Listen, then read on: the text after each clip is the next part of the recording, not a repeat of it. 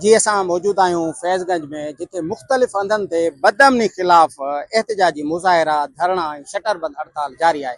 मां तव्हांखे तफ़सील ॿुधाईंदो हलां त अकरी चौदगी मेहरान हाईवे ते धरणो आहे, जिते जंहिंजी अॻुवारी उतां जो शहरी ताज जो सदर करे रहियो आहे। जन उतां जा दुकान मुकमल तौर ते बंदि आहिनि। ॿियो फैज़गंज जो वॾो शहर आहे करूंडी, उते एहतिजाजी मुज़ाहिरो ऐं धरणो आहे। हुसैन पाते में एहतिजाजी मुज़ाहिरो ऐं धरणो आहे।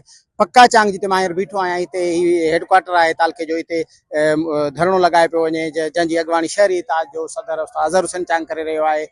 जॾहिं त अकरी चौदगी में बि जेको धरणो हले पियो थो, हुनजी अॻुवाणी जेको आहे शहरी ताज जो सदर इम्तियाज़ अवान करे रहियो आहे।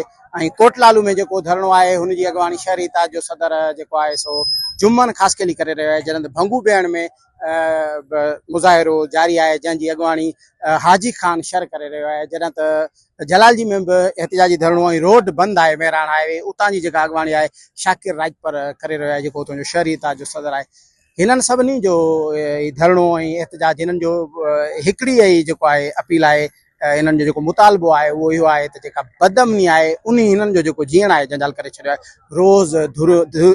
माना रोज़ाने जी बुनियाद ते जेको आहे धाड़ा लॻनि था, फुरूं थियनि थियूं, जंहिंजे नतीजे में पोएं महीने जे अंदरि फुरनि दौरान 3 माण्हू जेके आहिनि उहे मौत जो शिकार बणिया। उन्हनि खे जेको आहे फुर दौरान मारियो वियो, क़तल कयो वियो। ऐं अहिड़ी माना ख़राबु सूरत हाल खे ॾिसंदे हिननि अॼु ही धरणे जो ऐलान कयो आहे। ही चवनि था, हिननि जो मुतालबो इहो आहे त जेसिताईं असां सां को पुलिस जो बाला ऑफिसर अची ॻाल्हियूं न कंदो, ओसिताईं असां ही जेको एहतिजाजी मुज़ाहिरो आहे ख़तमु न कंदासीं। हिते काफ़ी माण्हू मौजूदु आहिनि जेके हिन मुज़ाहिरे में शरीक थिया आहिनि, जंहिंमें शहरी आहिनि, समाजी आहिनि, सियासी माण्हू आहिनि। ऐं शमाना हाणी जेको ही धरणो जारी ऐं सारी आहे। जी।